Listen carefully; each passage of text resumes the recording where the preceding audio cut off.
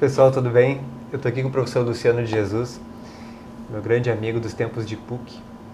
Eu assisti o professor Luciano, eu acho que umas 20 e poucas vezes, na sua famosa palestra sobre Viktor Frankl e logoterapia. E a gente estava conversando agora, batendo um papo sobre como é que iniciou essa história toda com logoterapia e sentido da vida e propósito. Então, Luciano, obrigado por aceitar o convite para esse bate-papo. E a ideia é a gente falar um pouquinho sobre essas coisas, né, que nos são caras e que importam na vida, talvez, né? Sem dúvida. Eu acredito que se tem coisa que importa na vida é falar sobre isso, né? Sobre sentido, sobre propósito, sobre espiritualidade. Acho que tu vai concordar comigo. Com certeza. Eu agradeço, professor Leonardo, o convite aí para o bate-papo. O professor Leonardo foi meu parceiro muitos anos no humanismo. Foi meu professor, como vocês podem ver, muito mais velho do que eu. Dá para ver, né, a diferença.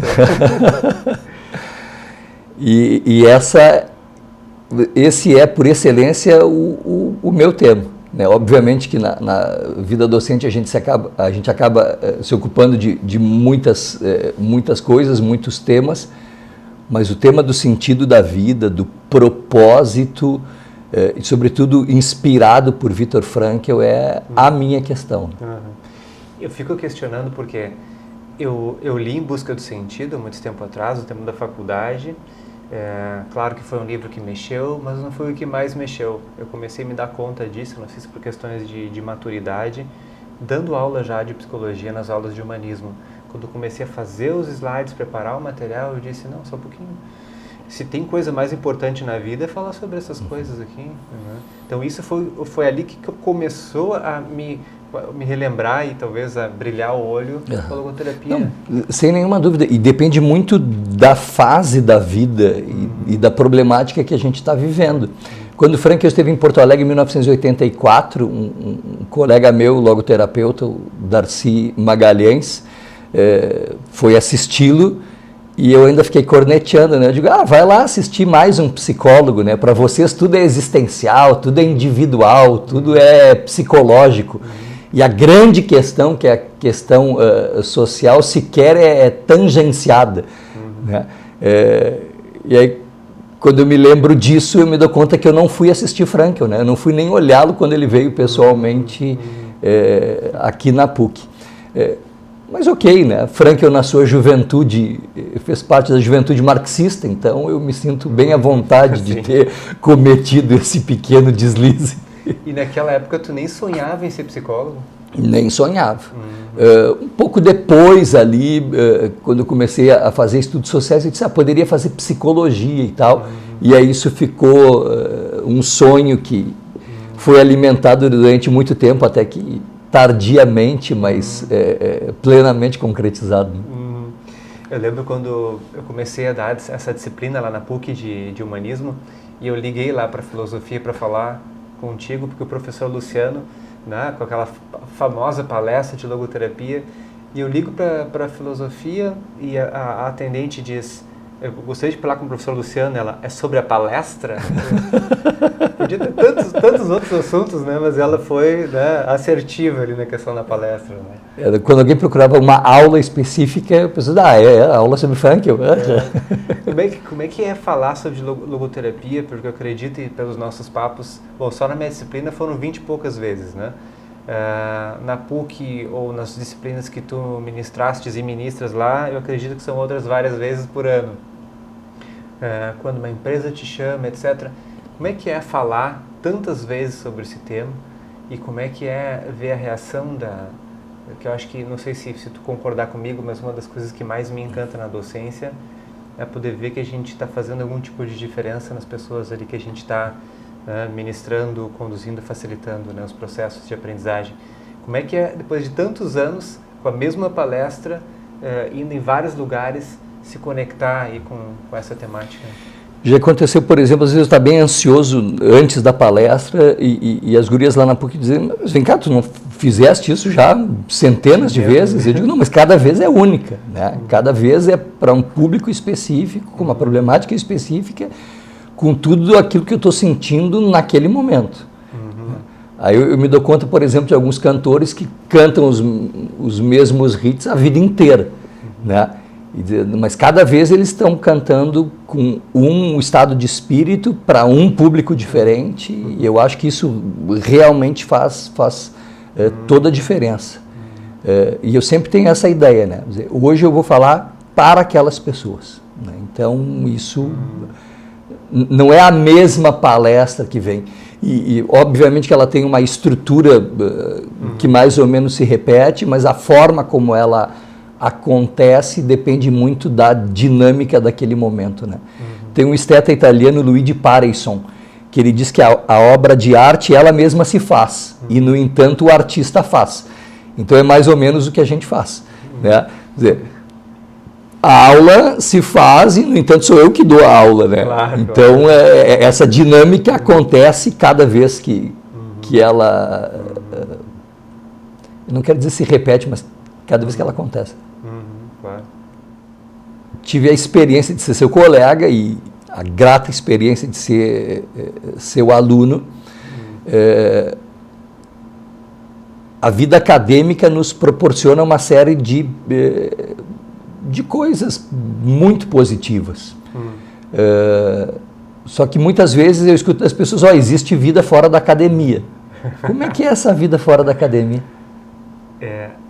Tem vários benefícios. O que eu sinto falta, por exemplo, do contato dos alunos na graduação é aquele papo de corredor, né?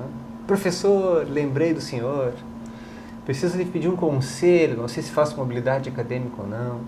Aquilo que o senhor falou na aula, né, ressoou assim dessa forma, o que o senhor acha disso? Então, esse contato com o aluno é algo viciante, né? Eu ouvi de um professor do direito, né? Ele dizia, mas é uma cachaça, né? Dar aula é uma cachaça. E é uma pessoa que, obviamente, tinha o seu cargo público lá e realmente estava escolhendo dar aula por paixão. Eu continuo dando aula, né, nas pós-graduações e nos cursos, só que é diferente de tu acompanhar um aluno todo semestre, né? Então, tem trajetórias de vida que a gente acompanha,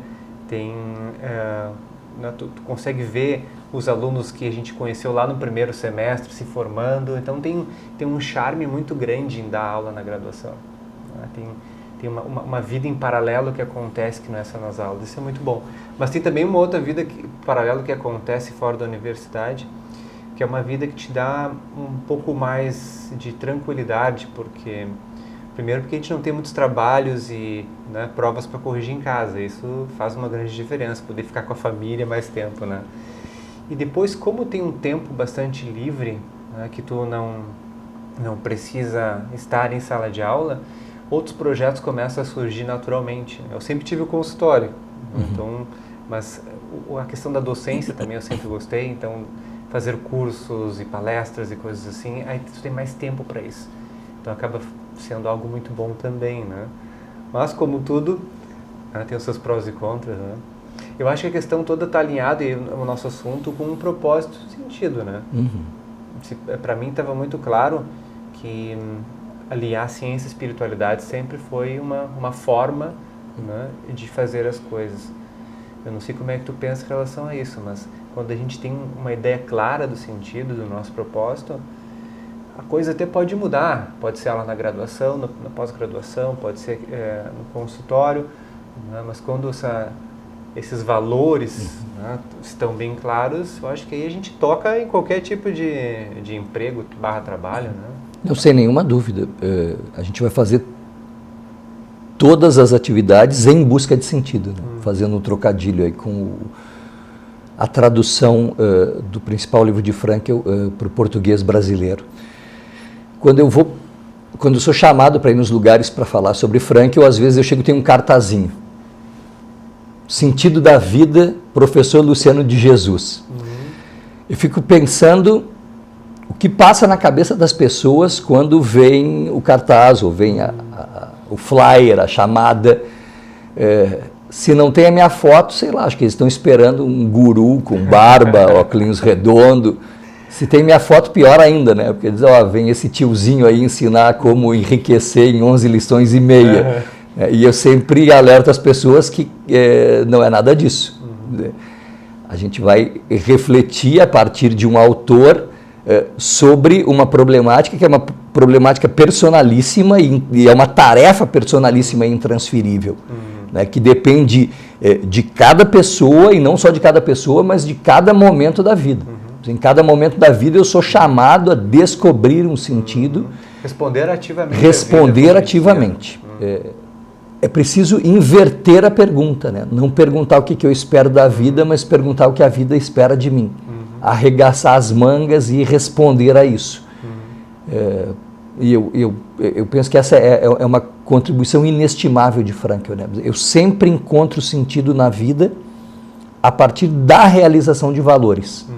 Seja aquilo que eu faço pelo mundo, que é aquilo que ele chama de valor criador ou criativo, o meu trabalho, o trabalho voluntário, aquilo que eu faço pelos outros, pelos animais não humanos, pelo planeta, aquilo que eu recebo do mundo, né, os valores vivenciais ou experienciais, a arte, especialmente a música, a experiência do amor, da amizade.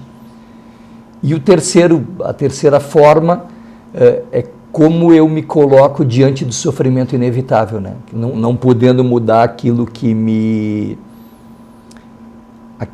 circunda, está sempre nas minhas mãos a possibilidade de mudar a mim mesmo, que o Frankl chama de valor atitudinal, né? Sim, o que o Jaspers chama de situações limite, né? Sem a dúvida. Vida te dá esse limite, tu tem que responder, né? Eu posso até explicar uma situação de uma dificuldade que aconteceu na minha vida, eu até explico, mas como é que eu respondo em termos de atitude, né? Que ser é esse? Eu sempre conto a história do meu pai, quando ele estava morrendo lá com câncer.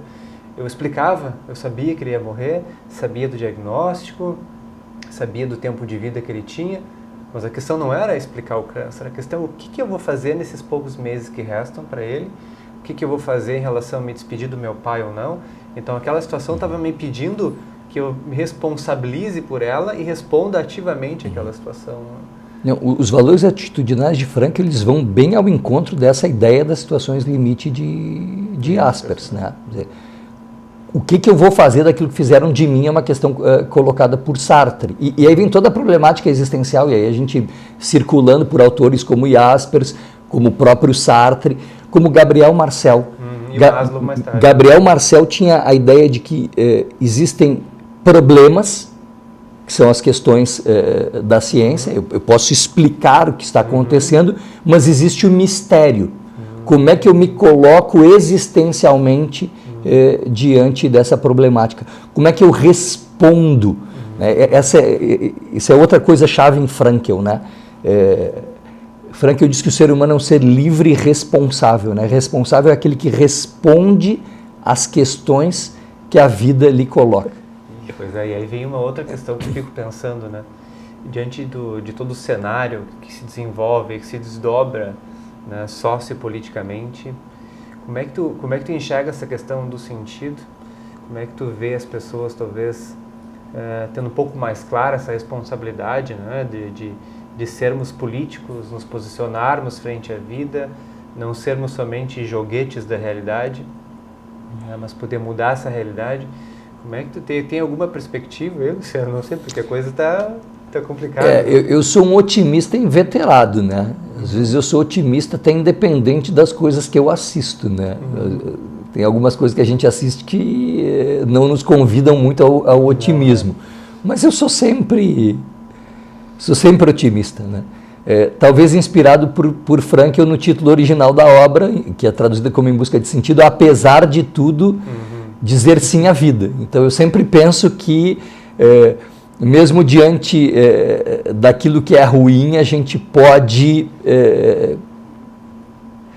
se posicionar positivamente. Eu penso que a gente vive num tempo de muitas certezas, né? E as certezas são sempre complicadas, né? Fecham as possibilidades. Fecham as possibilidades. A gente vive num tempo de muito etiquetamento de posições, né? A gente facilmente etiqueta os outros e etiqueta nós mesmos, né? E normalmente a etiqueta funciona como uma máscara, né? E a máscara é sempre ruim porque tu não lida com a pessoa. Tu lida com aquilo que ela coloca na frente da sua face. Eu falei antes de Gabriel Marcel falava de um outro binômio que é ser e ter. Talvez hoje Gabriel Marcel fizesse uma reflexão sobre um trinômio, né, que é ser, parecer e aparecer. E eu penso que muitas vezes a gente sustenta posições para parecer e aparecer. Né? E aí a gente perde muitas oportunidades de crescimento, de ouvir o diferente. Porque ouvir o diferente é um exercício. E às vezes nós somos seletivos ao ouvir o diferente, né? Eu escuto uns diferentes, mas não escuto outros. E acho isso bem problemático. Eu acho que a gente precisa talvez amadurecer um pouco mais, e eu torço para que isso aconteça, né? Para que as coisas se suavizem. Pois é. Eu fico pensando muito nisso também em relação, por exemplo, às redes sociais. Tu trouxe esse terceiro personagem que é o parecer ser, né, que eu acho que que traz bem essa realidade das redes sociais, mas que, pensando agora, me parece uma sofisticação, né, de algo mais voltado ao ter, porque igual por trás dessa máscara há uma tentativa de se fechar no seu mundo, e quando a gente se fecha no nosso mundo a gente está muito mais numa postura de defensividade do que abertura à experiência. Sim, logo o outro ele vai parecer estranho, vai parecer até algo perigoso, né? E aí isso fomenta atitudes ortodoxas, fechadas, né? E acho que é um pouco do que a gente vê por aí também, né? Na verdade, o ter sempre remete a outras coisas. A gente se engana em achar que o ter é materialista. Não é materialista, não. Não é só materialista, exatamente. Não, porque ele sempre remete a alguma coisa que é impalpável. Né? Por que a pessoa quer ter uma casa extremamente sofisticada, um carrão, não sei o quê, os aparatos tecnológicos de última geração? Na verdade, eles remetem a coisas que são imateriais. Né? Como segurança, status, essas coisas são totalmente imateriais. Elas podem ser completamente equivocadas, mas são impalpáveis. Né? São reflexos do que são os ditos valores, digamos, almejáveis da nossa sociedade. Então, na falta de valores mais autênticos, a gente se vira aí com o que pode. Né? E isso é típico da sociedade de consumo. Né? E como é que fica a questão do vazio existencial nesse sentido? Né? É bem o vazio existencial é um subproduto disso. Né? Eu digo sempre para os meus alunos que, caricaturando as coisas, a sociedade de consumo diz que o ser humano trabalha, com o trabalho ele faz mais outra coisa para ganhar uma grana, com a grana ele compra uma série cada dia mais sofisticada e diversificada de bugiganga, com a bugigangada toda ele fica extremamente feliz, porque existe essa ilusão de que a bugigangada nos faz atingir alguns sentimentos plenos, e na verdade não, a gente não preenche vazio existencial com coisas. A gente pode se entupir de tralhas que a gente não vai sanear essa ideia do vazio existencial. E o vazio existencial é exatamente a ausência de valores autênticos que deem sentido para a vida. Frank, eu dizia que era um dos grandes males do século XX. O século XX se foi há muito tempo, e a gente trouxe para o século XXI o vazio existencial. Eu brinco que de 97, quando o Frankel morreu para cá, nós voamos tecnologicamente e humanamente nós andamos a passos de formiga e sem vontade. Isso já é Lulu Santos. Né? E a gente não resolveu isso. Né? Então a gente continua aquela mesma problemática colocada lá de maneira metafórica na mitologia grega de Sísifo, né? Do sujeito que pega a pedra e rola a pedra até o cimo da montanha, e chegando no cimo da montanha a pedra vem de baixo, o pobre Sísifo desce e está sempre submetido a essa tortura infindável de pegar a pedra, de rolar a pedra até o cimo da montanha. Então, quer dizer, já na antiga Grécia, de maneira parabólica, qual é o sentido do nosso cotidiano? e do vazio que ele encerra, está colocado ali. Né? Essa sensação que eu cunhei a expressão científica nhaca existencial, né? Aquele vazio gigantesco famoso, que, esse é um termo famoso. que se agiganta no peito da criatura, né? Que Frankl chama de uma espécie de neurose dominical prolongada, que é exatamente aquela neurose que advém no domingo à tardinha, depois da gente ter corrido a semana inteira com aquilo que Frankl chama de embriaguez do trabalho e do lazer, né? Quer dizer, quando para tudo domingo à tardinha, parece que advém com toda a força esse vazio interior, essa sensação de perda do sentido da vida, essa neurose que Frankl chama de noogênica, ou essa nhaca existencial. Aí a sombra toma conta, né? Não adianta, o que estava lá, adormecido, não trabalhado, toma conta. Vem com toda a força. Da questão da síndrome do Faustão, né? Amanhã é segunda de novo, né? E acaba trazendo essa angústia. Ou é a música dele ou do programa que o sucede, né? O pessoal sempre associa essas duas musiquinhas ao vazio gigantesco que se apresenta. Né? E é triste isso. Muito triste. E acho que na sociedade de consumo isso está cada vez mais evidente, né? A sociedade de consumo, na verdade, ela promete uma coisa que ela não cumpre, né? Porque, na verdade, a sociedade de consumo, ela te vende, para além das bugigangas, né? Ela te vende uma bugiganga que vai te tornar uma pessoa extremamente feliz e bem-sucedida. O produto é só um meio para chegar num suposto lugar de felicidade extrema e quase permanente, né?